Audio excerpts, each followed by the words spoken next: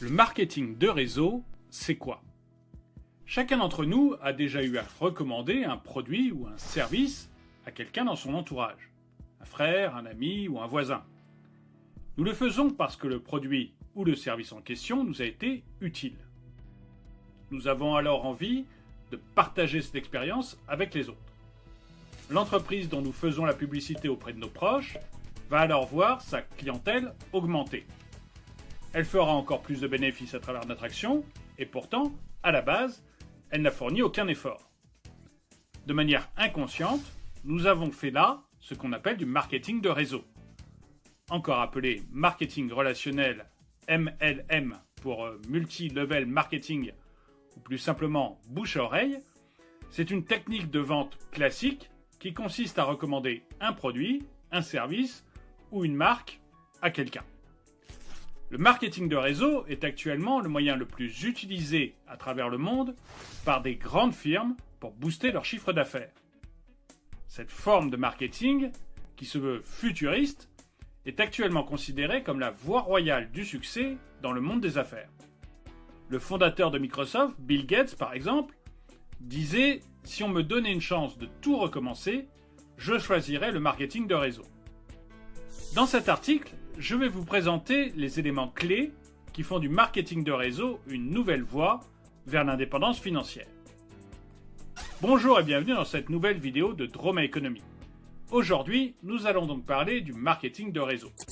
Comme toujours, n'oubliez pas de mettre un pouce vers le haut, de partager et de commenter cette vidéo, ça aide la chaîne à se faire connaître.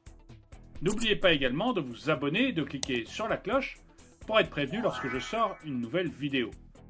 Et si vous voulez m'aider à améliorer la qualité de ces vidéos, vous pouvez faire un don, même minime, sur Tipeee.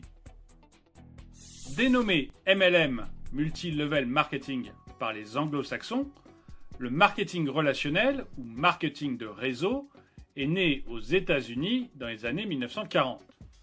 Il a été popularisé dans les années 1950, notamment grâce à l'entreprise 2Power, dont tout le monde a entendu parler, et qui est aujourd'hui présente dans presque tous les pays. Actuellement, un très grand nombre d'entreprises ont adopté cette démarche marketing pour booster leur système de vente. Le marketing de réseau est une méthode de vente à plusieurs niveaux qui se fait de bouche à oreille. C'est le fait de recommander un produit, un service ou une marque à une personne.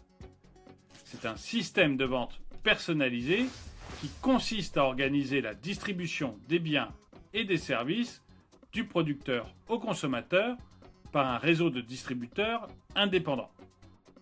Parfois, il vous arrive de discuter des bienfaits ou des avantages d'un produit ou d'un service avec des gens sans vous rendre compte que vous pratiquez le marketing de réseau.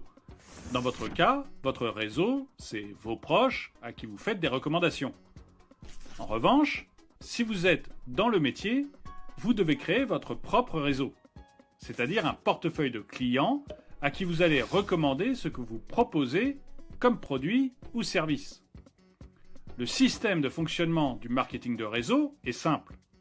Vous influencez votre réseau à travers des recommandations dans le but d'amener des gens à s'offrir ou à consommer des produits, des services ou la marque que vous leur proposez.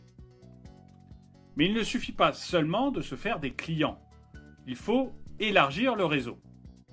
Pour cela, vous devez convaincre vos clients à adhérer au réseau en devenant partenaires à travers des inscriptions auxquelles ils devront souscrire.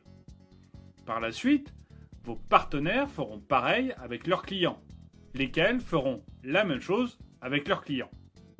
Le réseau se mettra alors en place progressivement à différents niveaux, et c'est ça le pouvoir redoutable du marketing de réseau. Alors, comment devenir un as du marketing de réseau? Comme dans toute activité, pour être le meilleur, il faut se donner les moyens de réussir. Il est tout à fait clair que pour obtenir des retombées positives et permanentes dans le marketing de réseau, il faut avoir un potentiel assez solide. Tout d'abord, il faut investir dans sa formation. Parce que qui dit nouvelle activité ou nouvelle entreprise, dit forcément formation, pour mieux en appréhender les rouages.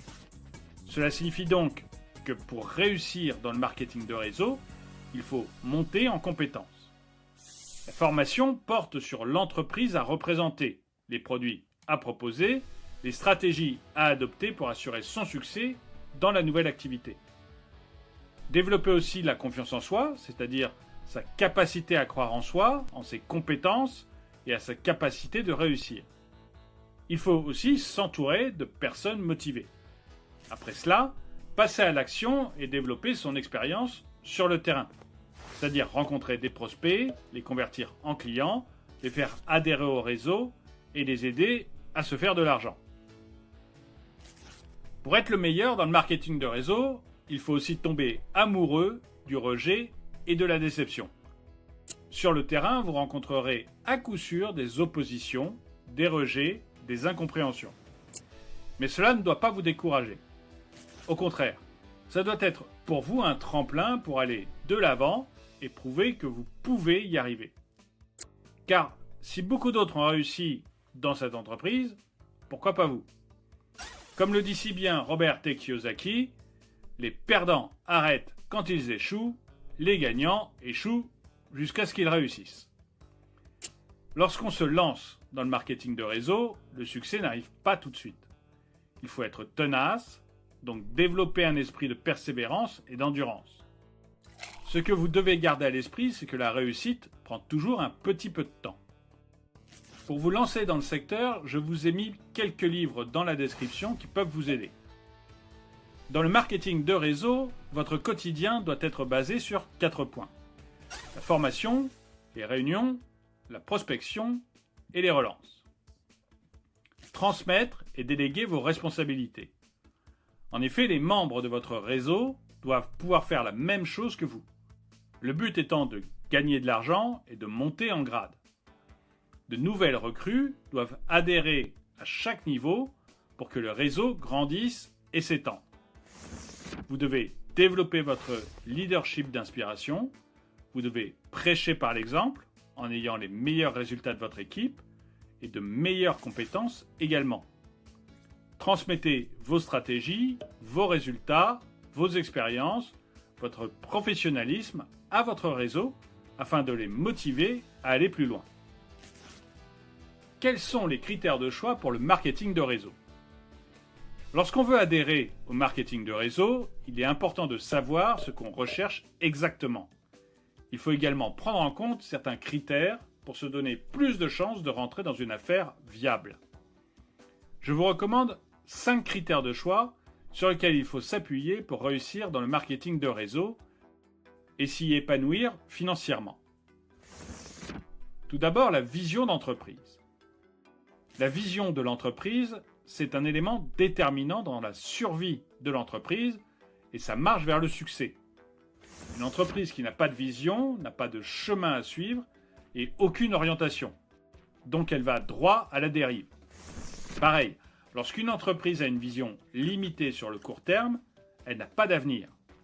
La vision est la boussole qui oriente la marche de l'entreprise. Si elle n'existe pas, ou si elle n'a pas été bien définie, l'avenir de l'entreprise est hypothéqué, et donc sans issue. Le deuxième critère, c'est l'expérience de l'entreprise, ou le vécu de l'entreprise, qui est un gage de qualité et de crédibilité de l'entreprise. Le danger du marketing de réseau, c'est de tomber dans des pyramides de Ponzi qui ne vendent rien et qui n'enrichissent que leurs propriétaires.